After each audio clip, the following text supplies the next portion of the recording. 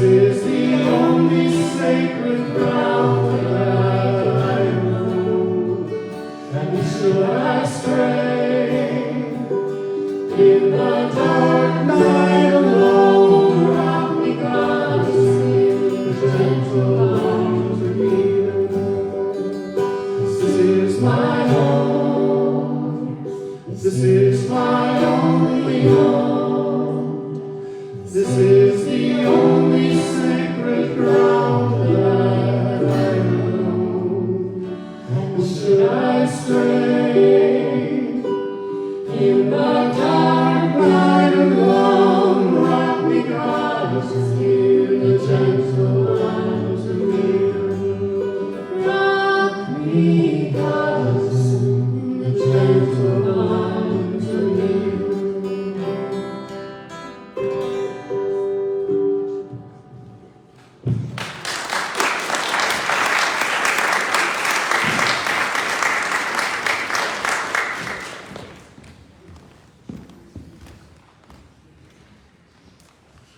Well, thank you.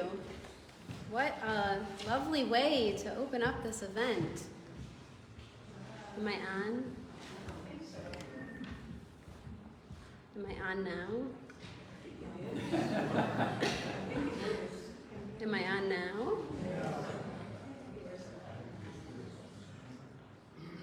I can't hear myself from up here, at least, if I'm on the speakers, but I'll project for the moment and we'll go from there. Welcome to our Common Ground, an Earth Care conversation. Really excited to get things going today. I'm going to divert your attention to our programs for just a little information. There's a few things that I'll bring to your attention and then we'll get things going. First, we will have a time for audience questions. Is that better? Yeah. It's just a little on button there, that's the difference. I didn't turn it on. I don't know if you know that, but you do need to do that with microphones, so that's my fault. Our sound guys just didn't want to look bad, that's what that was. We'll have a time right around 4 o'clock where we will turn from some predetermined questions to audience questions. You have some note cards, there's pens every couple seats or so. So as the conversation gets rolling, if you have a question you are wanting to ask, jot it down, and right around 3:45 we will pass around some baskets and we will gather those questions and pass them off to our moderator at 4 so we can ask those.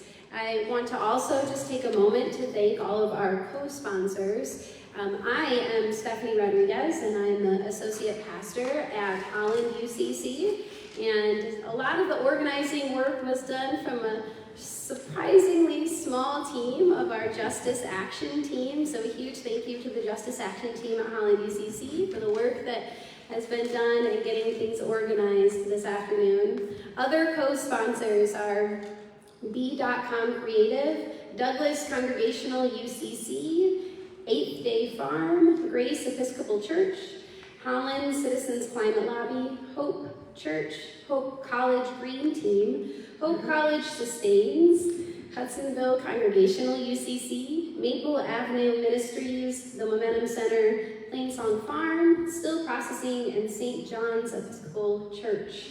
We are so grateful to have so many co-sponsors on an event like this. This just goes to show the absolute weight of what we are discussing today and the support behind this conversation. One last thing, I'll draw your attention to the back of your program to the bottom. There is a section called Recommended Resources. This is for you to, of course, take home. There are books and podcasts and videos and more. If there are things you'd like to dive deeper into, I highly recommend you take that and go forth. With that, I will introduce our panelists here, starting with John Puttrich, who is the program coordinator at 8th Day Farms. And then we have our panelist, Dr. Debra Reinstra. She's the professor of English at Kelvin University. Dr. Steve Bouma-Prediger, the professor of religion at Hope College, and Emily Ulmer, the co-director of Plainsong Farm. So I will invite you all forward, and we will get the conversation going.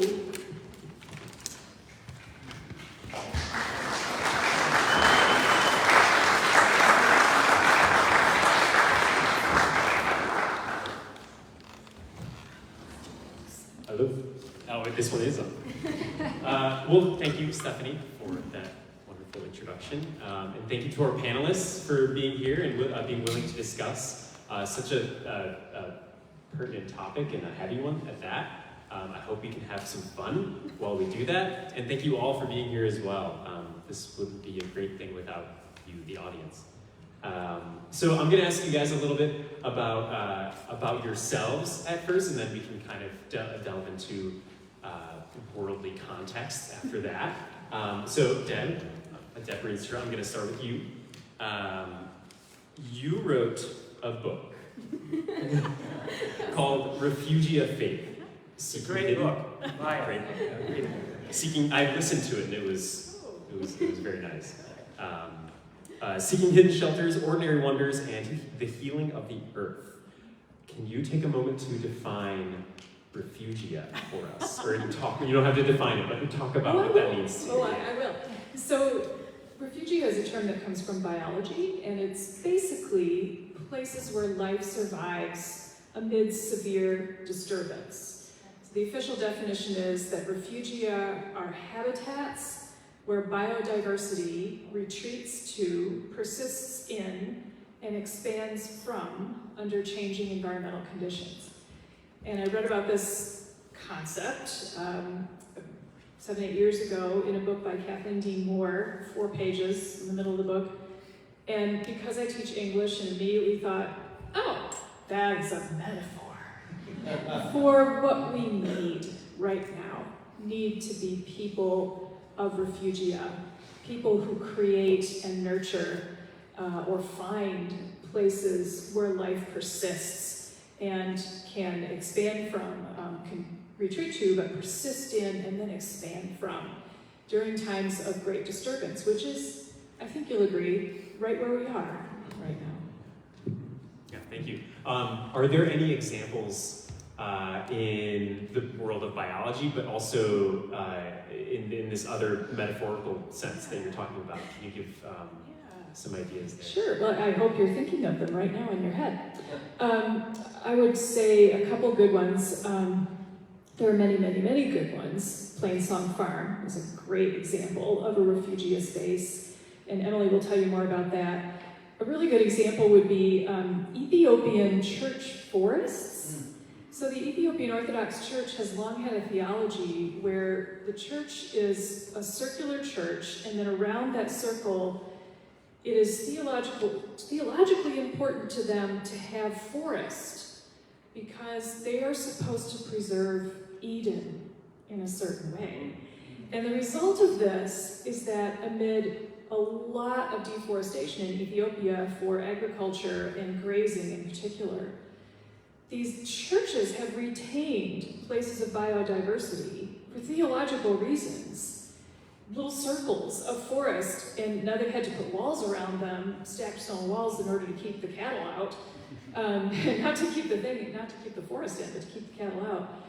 And biologists have gone there now and said, you realize what you've done. You have preserved biodiversity. And so there are initiatives there now to pick the juiciest ones, so to speak, and start kind of expanding those as a way of reforesting. Another good example is, I was just reading about this week, you know monarch butterflies, yeah? So they go down to Mexico in the winter, they migrate down there across several generations, and then they hang out in these very particular fir trees. Well, there are scientists in Mexico, this is west of Mexico City, who figured out that because it's getting warmer, these fir trees are going to have to sort of migrate up into higher altitudes. But can they do that fast enough to save butterflies? No. So what they're figuring out is just genetic diversity that allows some of these trees to actually make it in higher altitudes. They're choosing those trees and they're planting them with they're nurse bushes. There's like these shrubs that kind of help the little trees grow. They're creating a refugium for monarch butterflies at higher altitudes. And we're already seeing the monarchs kind of figure it out, which is super cool, because the monarchs that go down there are not the same monarchs that left, right? So that's an example of like a human-crafted refugium.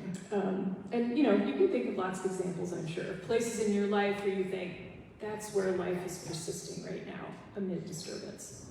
Yeah, I love that. Both of those examples of both with the Ethiopian churches, the idea of religion and spirituality leading to a biodiversity in the physical world. That's really inspiring, as well as the idea of the pace of climate change is so much faster now that we're seeing it. We can use the word anthropogenic now. That things like fir trees not being able to go up north as quickly as they should in order to kind of beat the pace of things, that we can be stewards in that sense and help these processes along. And that leads me actually well into my question for Steve. So Steve, in your recently reissued book, For the Beauty of the Earth, second edition, a central thesis appears to be, as you state, that authentic Christian faith requires ecological obedience. You go on to note that caring for the earth, which is stewardship, is both a responsibility and a privilege. Can you unpack that? And we're also curious about the urgency of the book's message, and has that urgency changed from the first to your second edition? Is that, Yeah, there's one of us is ringing. And that one's on here. Turn that one off. it's turn mine on, so maybe that started it. Gone now? Good? Yeah. Okay. That's a great question. I brought my beat-up copy of the second edition now, For the Beauty of the Earth, which I did not invent that title. It's just an old hymn. Christian Vision for Creation Care. And then the newer book that just came out last year, Creation Care Discipleship, the subtitle of that kind of captures the thesis of the book. Why Earthkeeping is an essential Christian practice. Many places I've talked or taught around the world, at early Belize, New Zealand, all over this country, Christians typically, it can be part of Christian faith, but not really a core issue. My argument in Creation Care Discipleship, as the subtitle says, earthkeeping is central to what it means to be a Christian, and in fact, a human. Genesis 1 and 2, we're called, we are Adam because we're made from the Adamah. There's a pun in Hebrew. We're dirt creatures. Made in God's image, yes, that's Genesis 1, 26 or 28. But Genesis 2 says we're dirt creatures, and we are called to avad and shema, serve and protect. In our case, restore. That's Genesis 2:15. So the calling of humans, not just Christians, but of humans, is to serve and protect our home planet, the earth. It's to be earth keepers. The question is, why don't more Christians know that? Why aren't we trained to, from young age all the way to older age, that that's what our calling is as humans, to be earth keepers? That term I borrowed from Lauren Wilkinson's, must have been 1981 or 82, book called Earthkeeping, where he coined that, where he and 5 other scholars who were at Calvin University that summer, shout out for the whole, Hope Calvin thing, basketball. Yeah, who cares about this? The rivalry, capital T, capital R. 2 sister institutions, really, with very fine people in both places. So, but the Bible teaches, we're made in God's image, but we're dirt creatures made in God's image. We're Adam from the Adamah, and we're called to avad and shema. So we're called to serve and protect, and as I say, restore, refresh, given the degradations that we now experience. I don't know if I answered your No, question. you did. You did. What strikes me is I was just at a beautiful creation dance this morning at another church in Holland, and Genesis 1 and 2 was covered. What struck me was you're using the term serve and protect. I have often heard the translation go to the word subdue. And yeah, I didn't take note of that until is it a different verse? Did you just say? Oh, well, there you go. The word that strikes me there is subdue, and but I have heard that subdue is also that word can be thought of as to dress and to steward. So I do think there is a change in people's minds, but I'm also curious about the urgency that you had. Do you have a different feeling from the first, when you wrote the first edition to when you revised it? Yes, I do. One quick comment on subdue. Often, please, yeah. Often too, you've got the word dominion in there, which is often usually not translated, but understood to mean domination. But that's not what the Bible says. Dominion. The question is, what does that look like? So then you talk about serve and protect, or let's talk about Jesus. He certainly didn't exercise leadership by dominating. Dominion did not mean domination for him. It meant service. Serving, protecting, restoring. So, anyway. Yeah. A sense of the immediacy of this.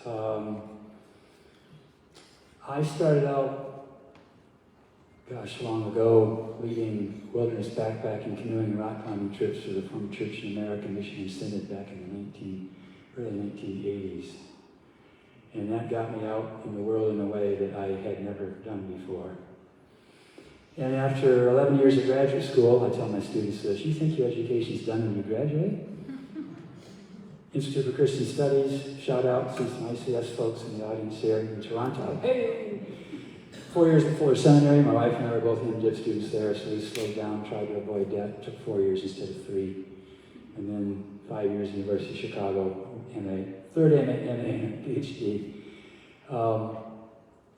Back in those days, there frankly were not many people, Christians anyway, spending much time writing about what back then would be called stewardship.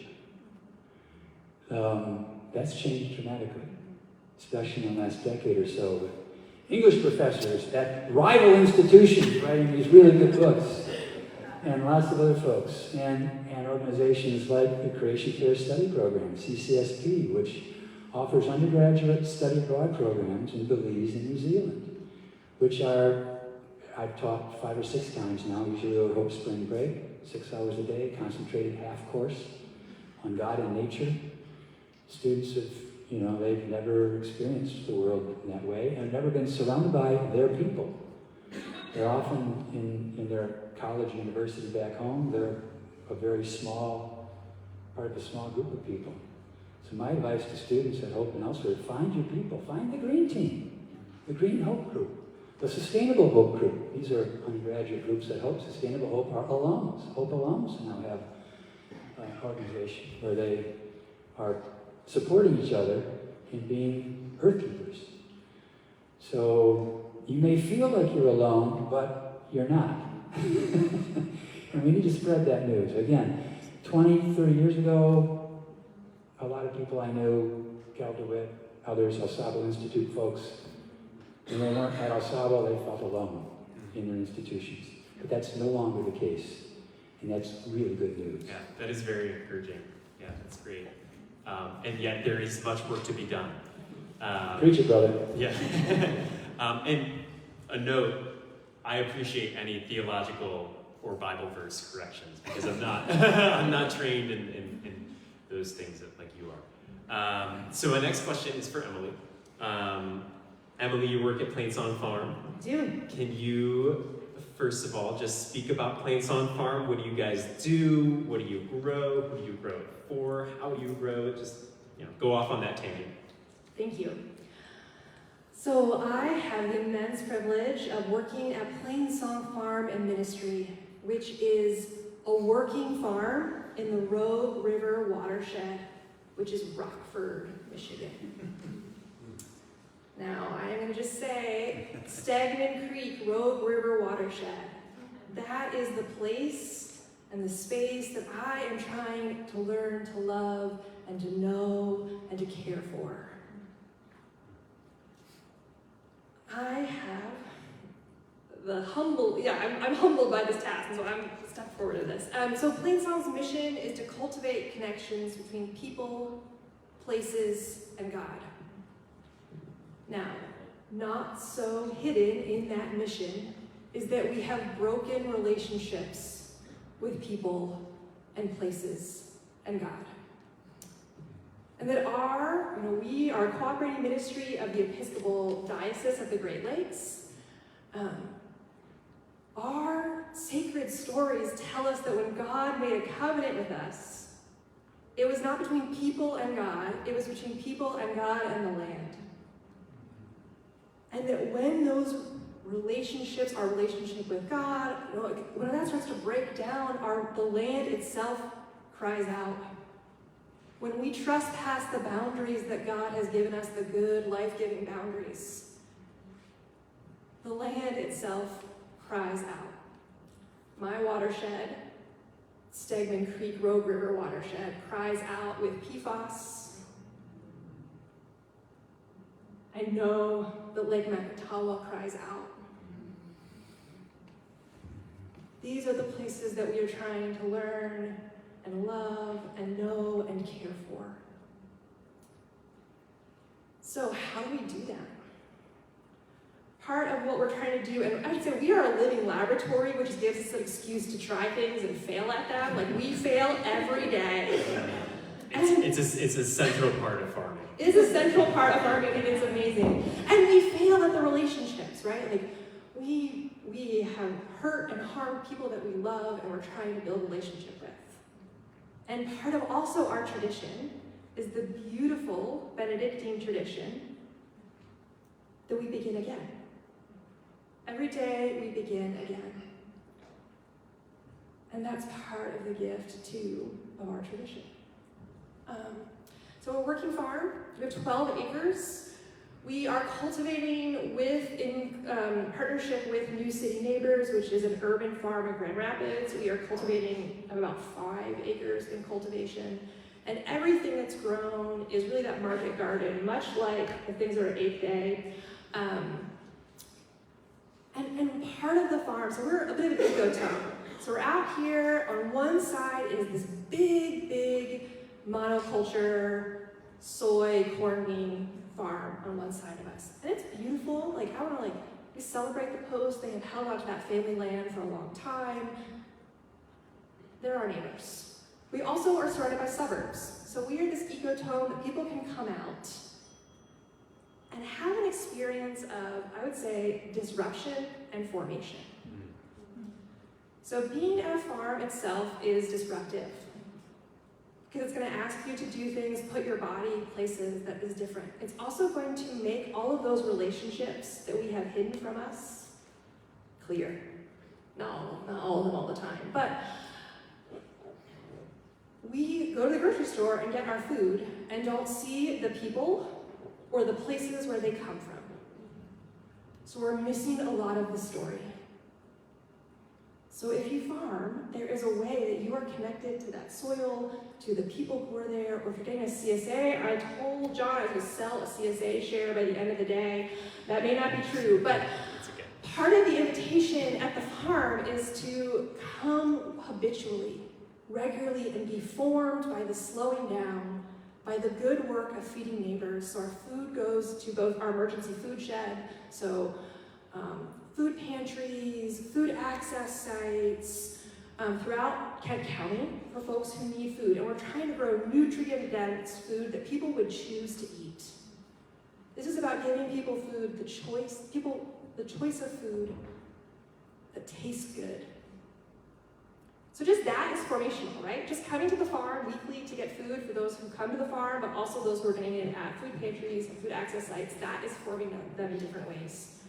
But we also bring people to work at the farm, to get their hands in the soil, to volunteer, and that changes people too. You have a conversation alongside someone weeding beans that starts out about how are you and maybe what you watched on TV, and suddenly the world opens up through this regular rhythm of being hot and a little bit sweaty, but you're getting elbows together and something changes in and among us.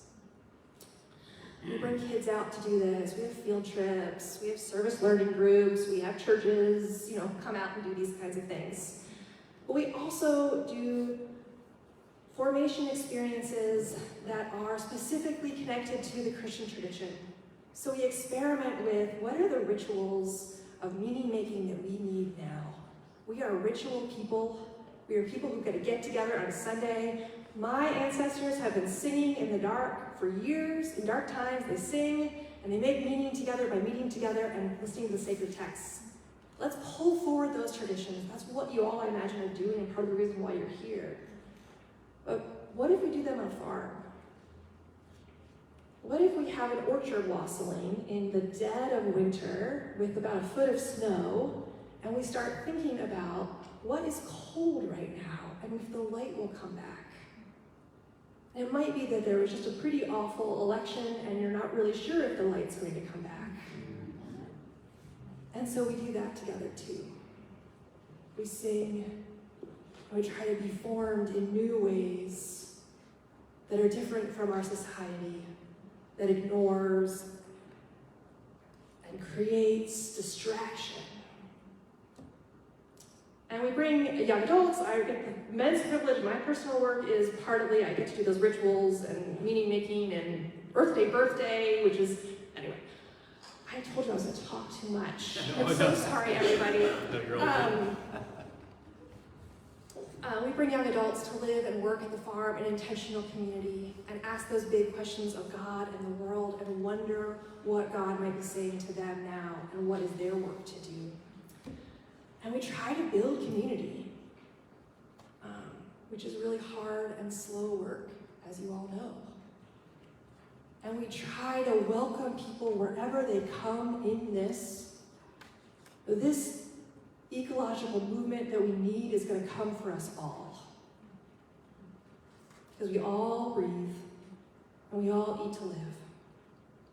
So if you're coming because you think getting food to people is important, great. Come on out to the farm.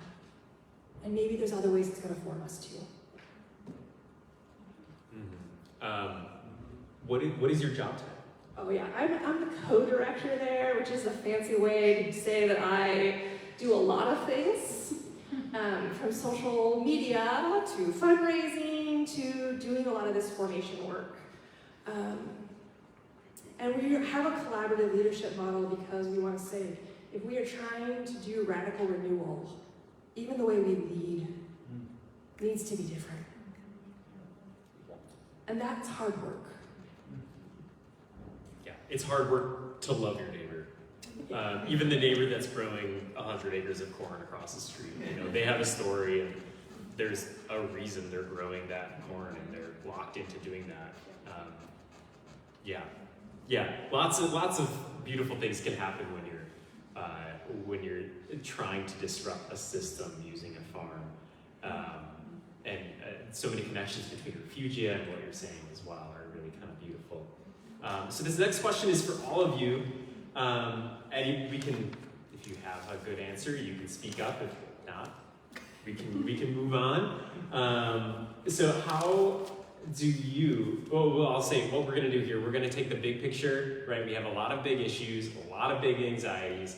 How do you balance the political advocacy around legislation for the earth? And how do we shrink that, right? And I should say zoom in to the individual, and how do we balance the political advocacy with how we build and dwell and work in our own communities? Try. Start. the answer for me is I do it really badly because I'm trying to do all the things right now. We were just talking about this in the car. Emily was like laying this wisdom on us about confession and assurance, and how as Christians we practice confession and assurance. And for her, that assurance is partly about, you fail every day, as you were saying. I always thought teaching was a daily exercise in failure. Now I'm learning that farming is also a daily exercise in failure. So yes. Preach, sister. Yeah, right? So you get up the next day, you do it again, knowing you're forgiven. And then Emily also said something about knowing that you can let it go. It's not all on you. And I don't know about you, but I feel like right now I'm just pedaling as madly as I can, involved in my inbox is ridiculous, because any advocacy group that has anything to do with climate right now, I'm like, yes, subscribe, and it gets really ridiculous. The wisdom is more what Ayanna Elizabeth Johnson suggests. So I think one of the resources we gave you is her TED Talk. And it's something like, how to do climate work with joy. And it's very much about finding your work. You were talking about this too, Emily, finding your work, not trying to do everybody else's work, not trying to hold up the sky, which is what I try to do. It's bad and it's, not Christian. But finding your work that gives you joy, like your intersection of what you're passionate about, what you're good at, and what needs to be done. And it's just really, really wise. For me, I try to do everything from cultivate native plants in my own yard, which is super fun and addictive, and be involved locally. And I do a lot of speaking with church people about, going from zero to something when it comes to climate work. But then also being involved at state and federal levels, just in whatever group. So for me, the federal level is Third Act Faith. So those of you who are over 60, maybe you've heard of Third Act, yeah? Like the Third Act of Life. This is Bill McKibben and a bunch of other incredible people, who have been in the trenches since 1970. So it's Third Act, and there's a faith subgroup, and I'm involved in that. So that's sort of one angle of national work. But I think I try to do all the things. But honestly, the most important thing right now is the local.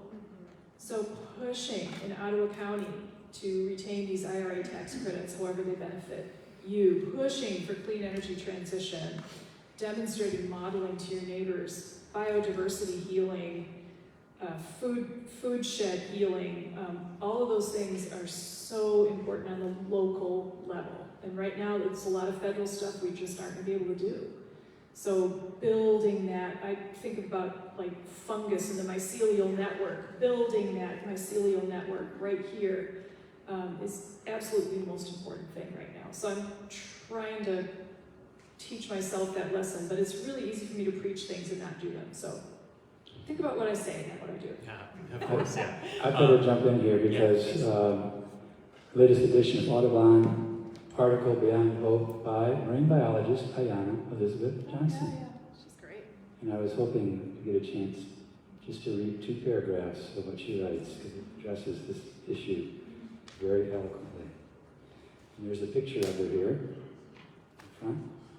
Envisioning brighter days ahead without donning rose-colored glasses is the focus of What If We Get It Right, is the title of the book. The best-selling volume she published in September, the book serves up inspiration for climate action through poetry, art, and interviews with 20 leaders tackling solutions from all different angles. An entrepreneur spurring the wealthy to invest in decarbonization, an ocean farmer growing regenerative crops of kelp and oysters, a Hollywood director who wants to change the stories people tell about climate. Johnson says her goal with the project was to offer, quote, a smorgasbord of approaches to addressing planetary warming and show leaders where they might tap into help. Rather than dealing in apocalyptic predictions, she wanted to focus on the joy and possibility that still exists. Quote, if all we think about is disaster, how are we going to build the future that we want to live in? Her commitment to turning the planet's fate around is built on her love for the natural world. Growing up in Brooklyn, New York City, Johnson recalls feeling struck by the beauty of autumn leaves and spring crocuses, colorful blue jays that would brighten the backyard, and trips to the aquarium. Quote, "This magical, wonderful place where you get to meet other creatures," end quote. Her affinity for sea life drove her to a career in marine biology, and she spent a decade working in the Caribbean, where she saw coral reefs dying from rising ocean temperatures, pollution, and overfishing. The work revealed how seriously threatened her beloved ecosystems were, and deepened her commitment to saving them. Quote, "You can still feel awe while your heart is aching," end quote. That really speaks to the complexity of being a human. I love it. Emily, anything to add before we move on? Yeah, I'm going to tell you a very short story of one of my climate justice heroes. Her name is Lynn McIntosh. Maybe some of you know her. She refers to herself as an artist on fire. She lives in downtown Rockford, where we are struggling with PFAS dumping from the town employer. She is a photographer, and she would say not a very good photographer. So she was out taking photographs of the swans, where like half of the people in the community take photographs of these swans like every day. And she knew that she wasn't as good of a photographer as her photos looked like she was. Which is to say, she was getting this light reflected in very interesting ways that were stunning. And what she realized was there was a film on top of the water that was reflecting the light and making the swans just be phenomenal. And she was like, I'm not this good of an artist. And from there, she started asking questions. She figured out how to do a home water testing kit. She started talking to neighbors. She talked to more and more people and found out that the town employer was dumping chemicals all around the county and the township. It took 7 years of connections and taking photos of swans and water testing. But because of love of beauty, for the beauty of the earth, there is the beginning of restoration in our community. It's going to take generations, but it was, in Christian care circles, it's often said of an Ethiopian forester, we cannot save places we do not love. We cannot love places we do not know. And we cannot know places we have not learned. And Lynn's love and learning of her place continues to ripple out across the country as people think about how to do PFAS legislation. And that's it for me. Yeah. Well, thank you guys. I think that's really helpful to, again, it's such, we were talking about such big problems that things as simple as following your passions and hobbies, and then also your curiosities can lead to, I wouldn't call it a success now, but it's certainly right in the right direction. So I am going to hop around with the order a little bit, just because we have time, and I want to remind people to write your questions as they come up in your head. If you've had any, then we have some index cards, and get them to Stephanie at 4 o'clock. Oh yeah, it will be passed around. Cool. So my next question is for Deb, and we're going to talk a little bit about Wendell Berry. Preach, brother. Yeah.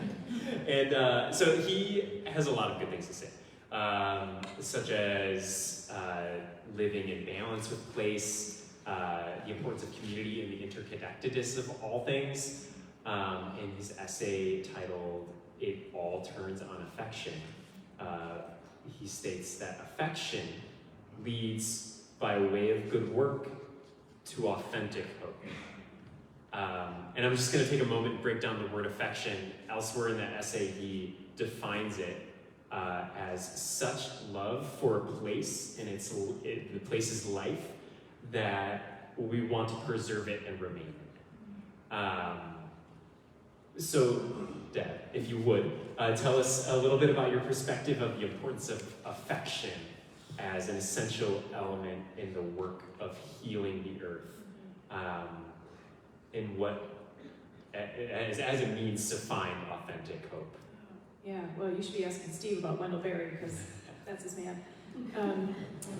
And I talk about this in the mode of testimony rather than the mode of expertise. One of the things I've been thinking about lately is how we all begin this work with different places on the kind of emotional spectrum. Anger, grief. For me, there's a kind of rational reason aspect that convinces me. Maybe joy, maybe awe. But all of that, the center of all of that is love. So I think one of the things we all have to do is listen to what we're feeling and trace that to love. Why are you feeling grief? Well, it's because you love a certain place. Why are you feeling anger? Because you want to defend a certain place. So to trace that down to love. And for me, I did not grow up canoeing and kayaking and all that stuff. My parents were very much like, let's hermetically seal the house. Keep nature out there. But as I got older and my kids grew up, I realized, do you know that feeling when you pull up to Lake Michigan and you haven't seen it in a while and then you see it and there's this feeling in your heart? Yeah, you know what I'm talking about? I've always had that feeling about Lake Michigan, about the dunes, even about like weedy fields in Michigan. And when I've lived elsewhere, I've always missed home. And I thought, there's something wrong with me, like I'm just this parochial girl from the West Side. But having read a bunch of eco-theology and learning more about indigenous thinking and so on, I finally realized, no. That's actually how humans are supposed to be. We're supposed to be connected to place. We're supposed to take our identity from place. This displacement, actually Steve knows all about this too. I'm totally the wrong person for this question. This displacement is a function of modern life, and we all feel a kind of loss and alienation because of it, but we don't have the words for it.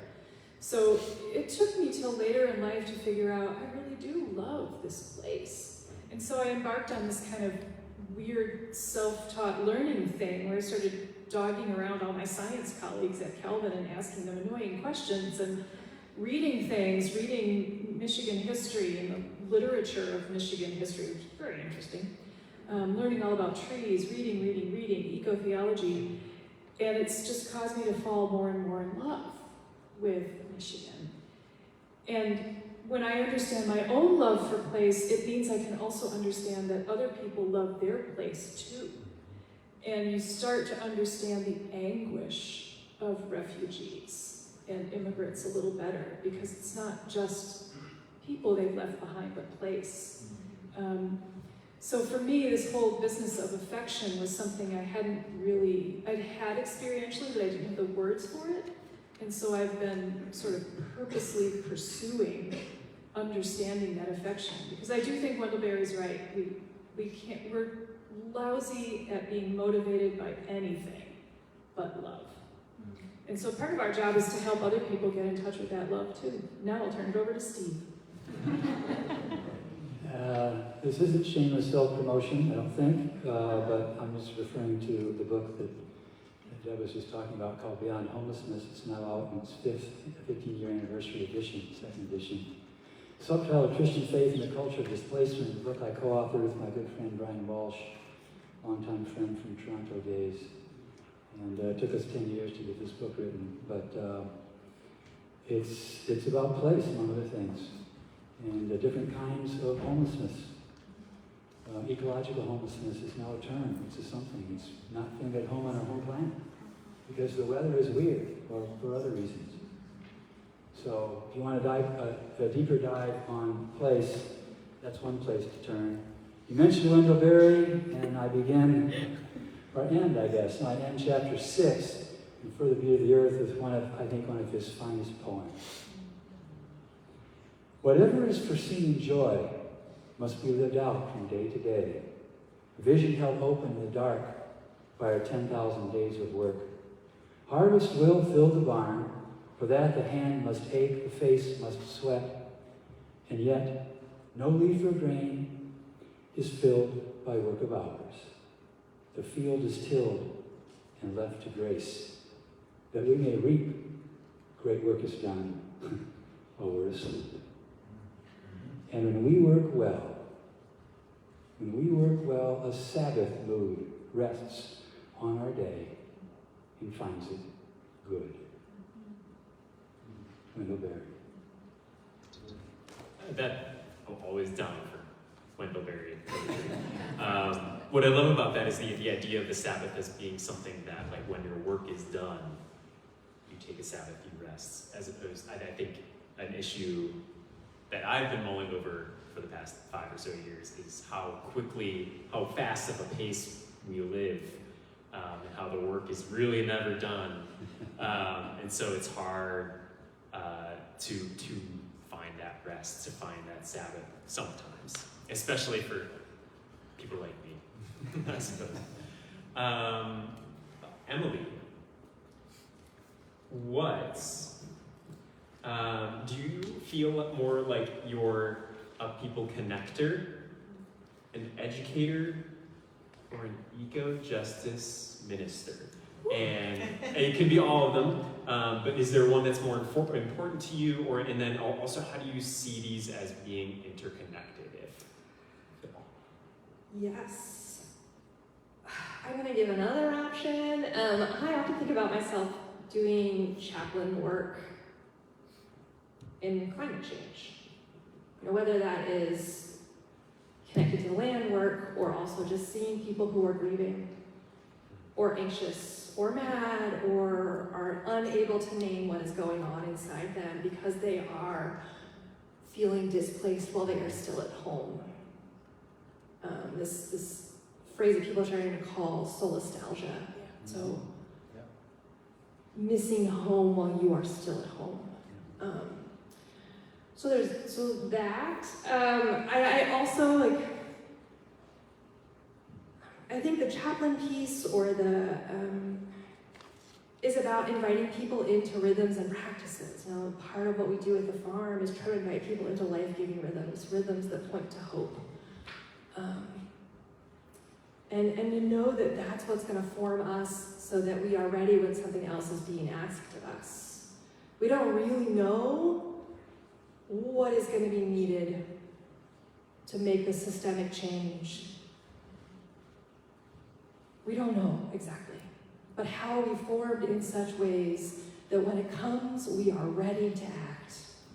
And so that is not any of the options, but that is what I think a lot about, how, and just the rhythm of working together is one way. But also the rhythm of praying and resting. And so I'm gonna just preach on Sabbath for a moment. I have come to learn and surmise that if we practice Sabbath, truly practice Sabbath, we would not be having the climate crisis that we are. If we rested, and I mean that societally, if we just said no on one day, and it was enough, we would understand our dependency, right? We don't actually understand our dependency on one another, our interdependency with the water and the land and one another. We just don't get it until we stop. And this is what people experience when they're fasting, right? They fast and they're like, oh my goodness, I need to eat all the calories. But I think that we just said no for one day. And I don't mean no into delight, no into rest, no to say, yeah, there's so much work to be done all the time, right? The frenetic activism is a huge, huge part of my story of working and burning out. Well, how do we have rhythms of rest? Not so that we're better workers, but rhythms of rest that form us regularly.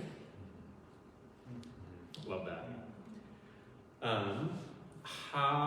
Looks like we'll do questions from the audience in a moment here. Just one more question, maybe. Okay, maybe two, maybe three. So, Steve, here's what's gonna happen. Okay. I'm gonna sing a song, and you're gonna attempt to tell me what song it is. Okay. Okay. I don't know if I'm gonna get the melody right. Here goes. A little round planet in a big universe. Sometimes it looks blessed, sometimes it looks cursed. Depends on what you look at, obviously. Even more depends on the way that you see. So what song is that? That is Bruce Coburn, That's correct. Child of the Wild, That's on right. the CD. Yeah. I was tipped off to this. As you Yeah. know. There's a picture of Bruce on the front and the back. You don't know who this is. Cockburn. It looks like Cockburn, pronounced Coburn. And just one little plug. All my guitarist friends say this guy is the best guitarist in North America. Whether acoustic or electric. He's also a really good songwriter, not a bad singer. And he's got about 20 of these out now because he's in his, Bruce must be late 70s, early 80s now. Prolific artist. We bumped into him the first time we lived in Toronto, first graduate degree, and I've been to, I think, 13 or 14 of his concerts. He comes through West Michigan, usually every year when he's on tour in Grand Rapids. And always has the best Canadian other members of his band. Bass player, drummer, etc. So, Bruce Coburn. Yeah. So my question Okay. is, and I'll read those lyrics again because it's dependent on the lyrics. Little round planet in a big universe. Sometimes it looks blessed, sometimes it looks cursed. Depends on what you look at, obviously. But even more, it depends on the way that you see. So is Bruce on sound theological ground here? And does this resonate with your thinking? Yes and yes. Okay. He is on sound ground because he's talking about worldviews. And I think I brought another book here, buried in my pile. Co-authored by my friend Brian Walsh, Beyond Homelessness, the book he and I put together. This is an earlier book, 1994, it's still in print. I use it in almost every class I teach. He and good friend also, ICS days, Richard Middleton, The Transforming Vision, Shaping a Christian Worldview. And it's about what is a worldview, how do worldviews, how do they function, what do they do? All of us have one. College is often the time in which you kind of become first aware of your own worldview and its various, not just insights, but also blind spots. I use this book in my God Earth Ethics courses, introductory religion courses. And I was wondering whether we could get a question about this. There's Mark. I got a map for you. Oops. Here we go. Literally, a worldview, a view of the world. This is the Peters projection map, an equal area map.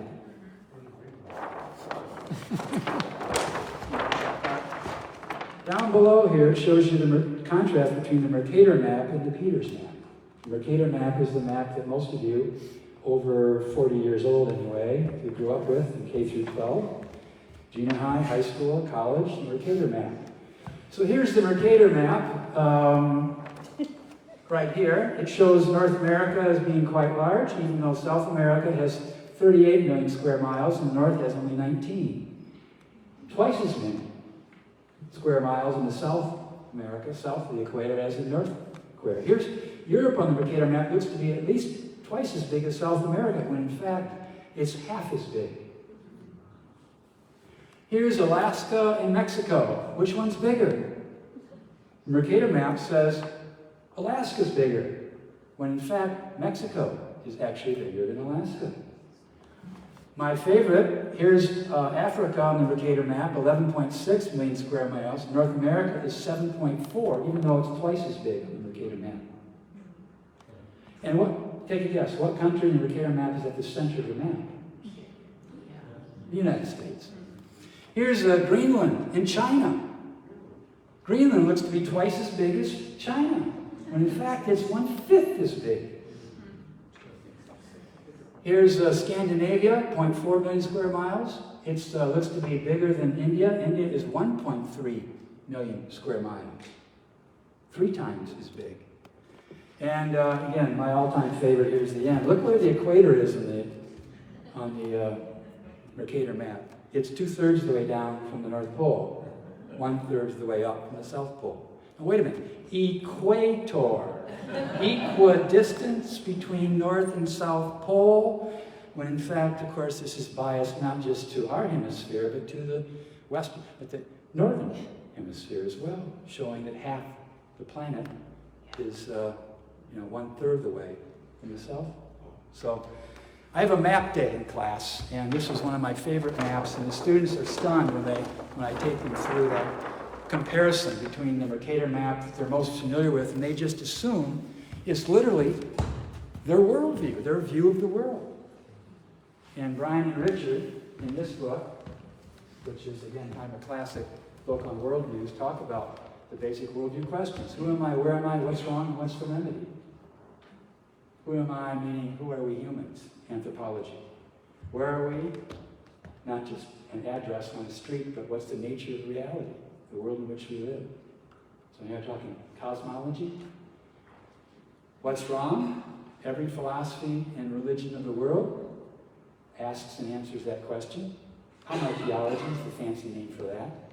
And of course, how you answer the what's wrong question largely determines your answer to the fourth and final question, what's the remedy?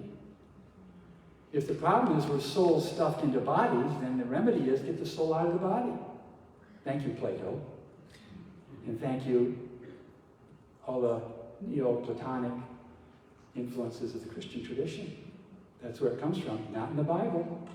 There's no body-soul dualism in the Bible, Hebrew or Greek. And yet, most Christian denominations, and I suspect most Christians, think that we're souls stuffed into bodies. So, what's your worldview? How does it answer these 4 fundamental questions? So, again, this is all covered in Brian and Richard's little mini classic here. But the students are shocked when they see that map. The equator is not equidistant from the North and South Poles. So, Yeah. enough about worldviews. Well, no, I think it is of the utmost important because your eyes, as you delve more into this stuff, the work of creation care, the ideas of creation care. As I delved further into it in my own professional sense, my eyes were open to so many cycles, but also injustices that you just spelled out for us, that this is a worldview issue. Yeah, I love that. So, we're going to do a question for all of you. This is a kind of a lighter question, but it's nice. What earth care practices bring you the most joy? Earth care can be, a wide range of things. It could be gardening, it could also be lifestyle. I love my heat pump. We have loved driving electric cars. Honestly, heat pumps are awesome. They are. They really are. Ron and I have found our native gardens just addictive. We'll go out there. We did the front yard just to bug the neighbors. Like, what are you doing? So there's like 2 big areas of these massive native plants, all kinds of them. And I think it's fascinating. So last summer, Ron and I would just go out there and watch the pollinators. It was mesmerizing because you just see this haze of pollinators on them. And we're like, where did where'd they all come from? It's, Like, it's a they sound figured it thing out. too. It's, you can hear Yes, it. I mean, ugh. And then, you know, this is gonna sound, you know, like, oh, come on. But I have found such life meeting with people like you and realizing there are people all over the place, this country, and the world, who are people of faith, Christians, but Jews and Muslims and Buddhists and people of just really good conscience, right? People of faith who are more and more, as you were saying, Steve, just not only getting involved, but connected. And watching those connections happen has been just amazing. I've been involved with several different faith and climate groups that do slightly different things, but they're all starting to talk to each other and apply for Lilly grants together, you know, as one does. And that has been so hope-giving. So it's really just this constant feed of new people. Oh my gosh, you too, right? You too. So opening that door and seeing that the party is full of people already. That's very hopeful. And watching more and more churches and denominations and faith groups ask the question, you know, what can we do? And asking these really transformative questions. What can we as people of faith do that's distinctive and needed right now? And it's more than heat pumps and solar panels, which is great, we can help with that for sure. But it's asking these fundamental questions and saying, our anthropology, you know, from the point of view of faith, we have this amazing vision of shalom, or there's a different word for it in Hawaiian, there's a different word for it among various indigenous. So many people have this beautiful vision, but we haven't lived into it because our anthropology has been, I'm a consumer with consumer preferences, and I am waiting for the world to deliver me my consumer preferences. Economy is about extraction and profit and up and to the right. And all of these questions that we have not, as people of faith, been really saying, but wait a minute, no.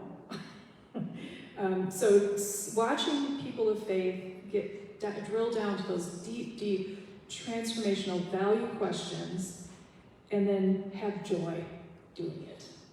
And saying, we actually have a gift that we can give, these meaning-making gifts, you know, this vision of what things could be, and a God who we believe wishes us well and works to bring us into that vision in hidden ways. That to me, I know it's not the same as like getting your hands in the dirt, that's fun too, but just watching that happen. When I feel despairing, I think about people like you and think, but you know what? The Spirit is at work. Thank you for that question. Yeah, I love it, yeah. Go ahead. So I love to feed people. I love bringing people together for simple, good food. And part of my practice, part of my community's practice is we tell the story of the food. So we say, oh, this came from our farm, or this came from our friend's farm, or this came from Meyer. But that's how we begin our meals. And then we say grace. And so when you ask what is the justice activity, I think it's that act of gratitude for me. It is the prayer, thank you for all of the people and the plants and the animals that brought this food to my table. And if you have time and capacity to get into who are all of those people and the plants and the animals, that's it. This is intersectional work, because a lot of those people might be people who are migrants, and so that opens up a whole other conversation. This food we might be having might be culturally specific, and so that starts conversations in and among us. How the animals were treated, where they came from, how long the transportation was to get this to our table. All of that is the beginning of a story. And it also is just an act of gratitude. I'm grateful for Meijer. Like that's not something I'm ashamed of, is that I have food from Meijer. It's saying, no, that too. I'm grateful for the Meijer workers. Gratitude and grace. The first thing that came to mind personally was planting trees. And each of our 3 daughters got to be about 6 or 7 years old. We planted 1 tree for each of them in our little house on 105 West 12th Street, Pine and 12th. And I planted some other trees as well after the 3 that went up, for 1 for each of them. When it comes to my work, I can't help but think of all the midterm 4-week courses, 3 weeks of which are in the Adirondacks, upstate New York. And the joy of exposing students to Cooper's hawks and different kinds of trees, to how to cook a decent meal in the middle of nowhere, how to paddle a canoe and go straight and not go down a lake like this, you know. How to pack a backpack so you're not feeling so much stress on your shoulders or your hips. Just those simple kinds of things where, your home is on your back and your back, and you're with these with these students, who snores at night and who rolls around a lot in your tent. It's intimate. Which is, it is a kind of intimacy. And then you have the hammock folks, who want to sleep by themselves in the hammock, but then they roll over in the middle of the night and fall on the ground, and, you're stopping their bleeding nose. So, but there's a kind of intimacy there that you don't get in a classroom.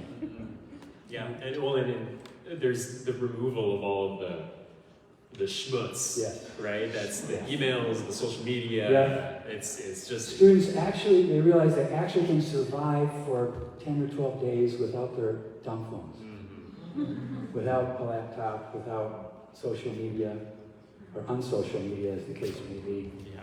So, and that, originally it was watches, because they can't bring any of that stuff. Once we leave Camp Fowler, or out on the river, or the lakes, or the trails, no watches, no electronic devices, no smartphones. I carry a smartphone, they don't know it, but it's buried with the first aid kit. I've never had to use it, thank God. Oh, good. But just for emergency purposes, right?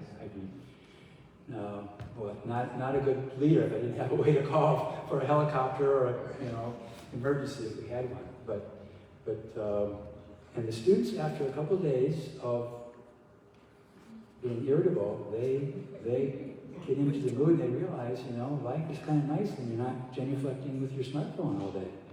Actually talking to someone, looking at them in their eye, and paying attention to what's around them. What kind of tree is that? And what kind of tracks are those? Or what was that bird? So getting them to be more attentive about perceiving the world around them. Almost reigniting the childlike wonder. Well, you hope so. Yeah.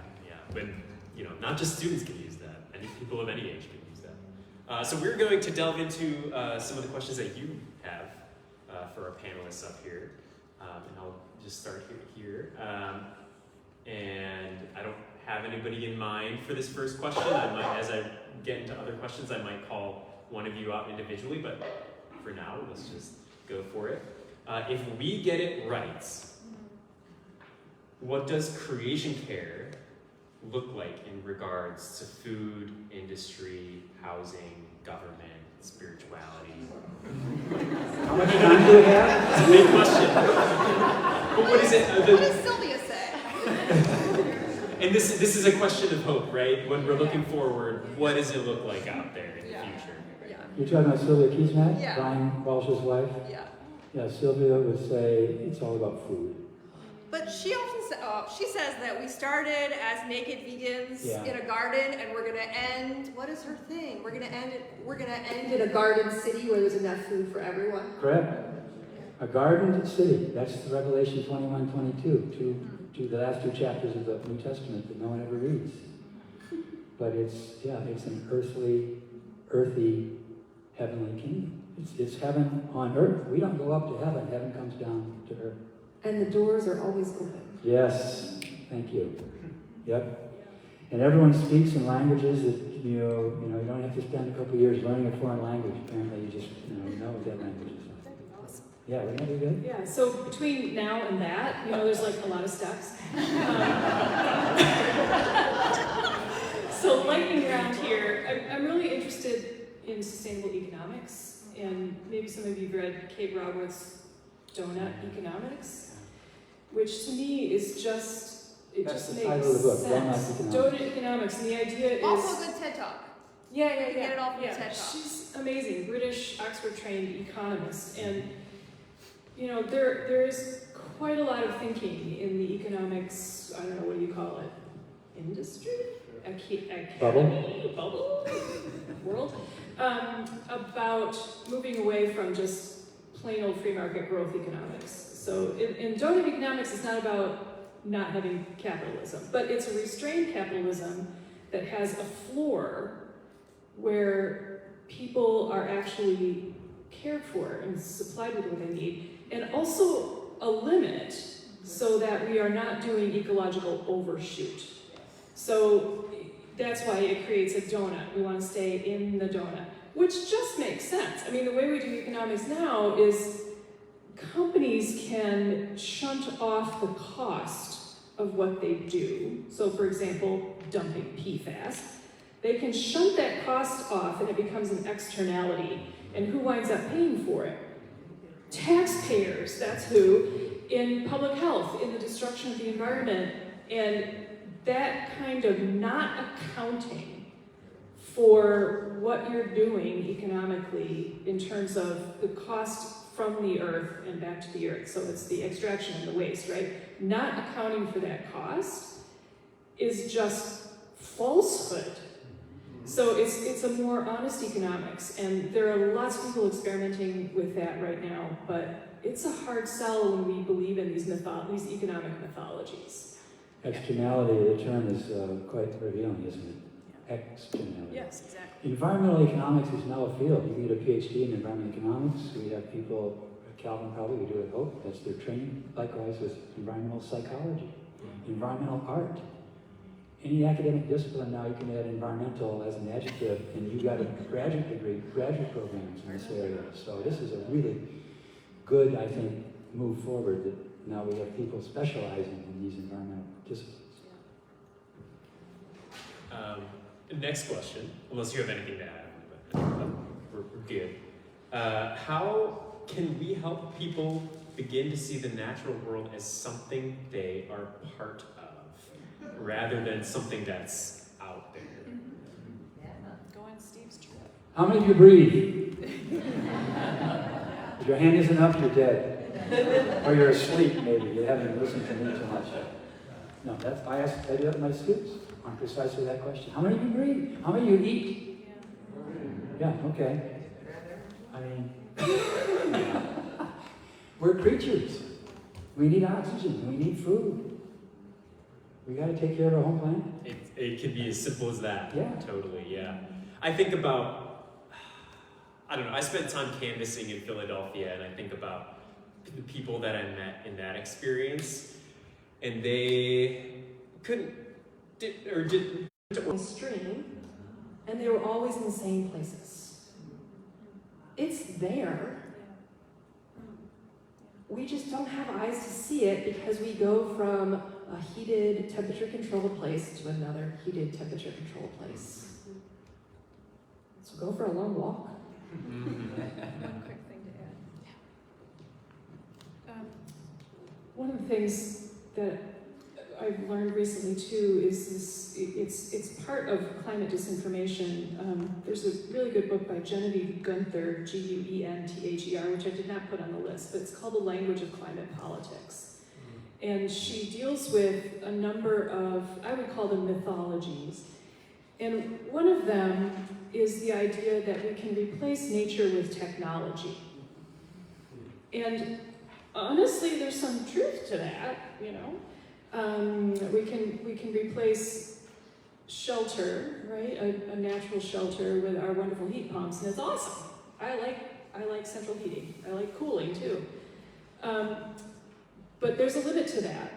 And so we have to keep asking ourselves, am I fantasizing that we can replace food with what? Like, what do we replace food with? And IV drip of something that we cook up in a lab. I mean, fundamentally, we are bodies on a planet. And we live in such a high-tech society that it's really easy for us to forget that. So any practice like going out to the farm or surviving with Steve's group, just reminding ourselves that we are bodies on a planet. And Emily, maybe, the way that we ritualize that in our faith communities is really important too, because we do tend to do this functional dualism where faith is about spiritually stuff, and we're scared of bodies, and we have them in a sanctuary, but it's all very safe. And we live in a climate where there's winter still, so we're probably going to need sanctuaries, but just to think about what we say and sing and do as Christians, are we reminding ourselves that we are bodies on a planet? Or are we pretending that the spiritual life is all some kind of abstraction? Okay, I'm gonna. So Ched Myers, who I recommended his book, Watershed Discipleship, and really truly just the first chapter is brilliant. His other work that you could check out, and his spouse, Elaine Enns, wrote a book called Healing Haunted Histories, which how do we hold our displacement with the land, and that we have displaced others, and we have these sort of really fraught, broken relationships in context of colonization and immigration. It's beautiful. I didn't put on the list, but that. Ched often talks about where would Jesus be baptized if Jesus was baptized in your community. So think about the piece of water that Jesus would be baptized here. Start having a faith like that is seeing the practices, the stories of our faith here and now. Version of this we do the farm often is Ezekiel 47, which is the healing river coming out from the temple, and everywhere that the water goes, the land is healed, and there's enough food for everyone. So what would that look like here? What would it look like for that piece of water to be healed in such a way that there was enough food for everyone? And letting our imagination go there, I'm not sure, but starting to live in these imaginative future kinds of ways that train us to think about possibility instead of despair. And that despair is right and good, let's grieve and lament and get into it, not go. But also, what's the possibility and how does that change us in new ways? I love those answers, y'all. So I have a couple quick questions here that we're gonna get through, and then it is 4:25, so want to respect everybody's time. A couple quick questions, very topical for Emily. Could I just show up and visit your farm? Of course, I have some postcards, so anytime you want to come, get your hands in the soil in a morning, I would say Monday through Wednesday, we've got young adults who are out there farming. I'd be happy to invite you into those practices. I may have a meeting, but there is going to be someone farming from basically May 1 to the end of October. Come. Wednesday nights, we have a party at the farm. There are potlucks, there's food to pick up, there's also volunteering and kids activities. Sundays, so our next Sunday, I should love to have as many of you who would be interested. We're having what we call Blessing of the Fields, which is a very old Anglican tradition where the priest would go and walk the bounds of their parish and pray for all of the agriculture in their entire larger church community. We're not going to do that. It would be a relay race.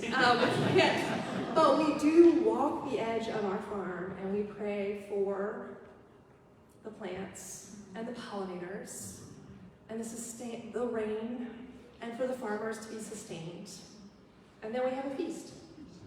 So that is May 18th at 4:30, and it'd be great to have anyone who's interested. And I have postcards. Awesome. I love that. I love also Eighth Day Farm. If you just show up, someone's probably going to be there. This is the one in your Hang region. out. Yeah, right in the town center by Dutch Village. And then next question is just a reminder here. What is the name of Johnson's book that Steve mentioned? John, is that right, Johnson? Yeah, from the Audubon article. Yeah. Oh, what if we get it right? What if we get it right? Okay. Yeah. Say that again. What if we get it right? What if we get it right? She has a podcast too. What if we get it right? And is that one of them on the back of the program, or is it maybe not? The TED Talk is, so Ayana, A-Y-A-N-A, Correct. Elizabeth Johnson, she's a marine biologist. And, Johnson, S-O-N. Yeah. What If We Get It Right is her book. She also has a podcast of the same name. Everybody's got a podcast. And on that note, so you do have that list of things on the back of the program, some content. Is there anything you want to highlight, anything else that you want to highlight on that you're like, you need, if you're going to do one thing, you need to do that, or if there's something else that's not listed on there that. I put on there. I didn't know. Oh, it's there. Okay. Find your people. Here, your neighborhood. Don't do it alone unless that's your inclination, but you don't have to. Find other people who are like you, interested in learning practical earthkeeping. Talk to each other. Yeah. Talk to your neighbors. Yeah. I'll shout them. That's all great. Yeah, there's so much great stuff, and there's so much that's not on this list. Yeah. But I would love to highlight the Zibowing Center. If you have not been to the Zibowing Center, this is in Mount Pleasant. This is the Anishinabe's Life Center. So when we start talking about what is the story of this place, who has stewarded this place? Yeah, what county are we in, by the way? What county? I don't know, Mount Pleasant? What's Mount No. Pleasant? Yeah. Oh, Ottawa. Ottawa. The Ottawa Yeah. County. Where We're did in that Ottawa name come County. from? Ottawa with a D? Nope, not anymore. This is it's amazing. And if you haven't been, I would get together a group. If you have, I think, 7 people, they'll give you a tour. And so it's really great to have a tour guide. And it's part of the story of this place. And so hear it and know it. And then the other one I want to reference is other colleagues of these folks. Gail Hefner and Dave Warner wrote this beautiful book, Reconciliation in the Michigan Watershed. And to me, it's a case study of trying to do this kind of work well. And it's a gift of hope. Strenuous. If you like novels over against nonfiction, Richard Auer's book, The Overstory, is it's long, 700 some pages, 500 at least, yeah. But it's a really very interesting novel. Beautifully written. Well, thank you. Do we have time for one final question? Okay, this is the final question. As we wrap up here, what, in your opinion, is the role of the church in earth care, both in terms of theology and in practice? Save this for the lightning round? Yeah.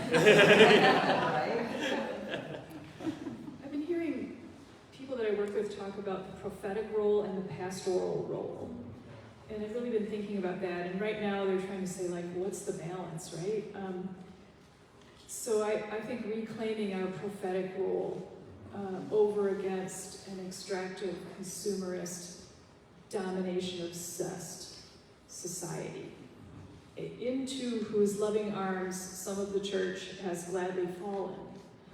So to maintain that prophetic role is really crucial right now. And then the pastoral role, not only to one another, but to people outside the church who are frightened and grieving and anxious and need people to come around them who have faith and a sense of a long narrative arc of the universe and a benevolent God and meaning making ritual. So to see ourselves not just as maintaining spiritual goods and services available for each other, but to see ourselves, Pope Francis talks about a field hospital. We need to be a field hospital. And maybe in several senses of that word, right? A field hospital. And I guess I'm landing, I didn't intend this, but I guess I'm landing back on refugia. to be prophetic in the sense like this is what is life-giving, and to be pastoral in the sense of come in, there's room for you, and we can shelter and care for you, and we can heal together and learn from you what you have to offer. I mean, that kind of getting out of our lane and having permeable boundaries is really important right now. My sociology friends who do work polling 18 to 20-year-olds. Churches own land. Maybe not this church, but churches own a lot of land. How are we stewarding it?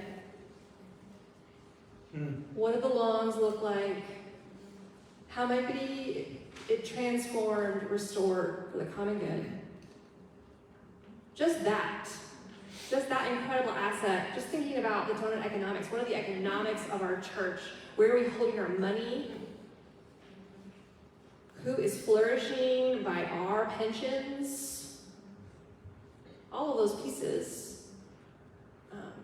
And then I have been going around to all of my pastorally and Bible study friends asking if the civil rights movement had the Exodus story. What story will the climate movement have? I don't have the answer to that, but maybe there are folks in this room to help us imagine what liberation and mutual flourishing looks like, that's grounded in Scripture, in a story that we share. What will that mean?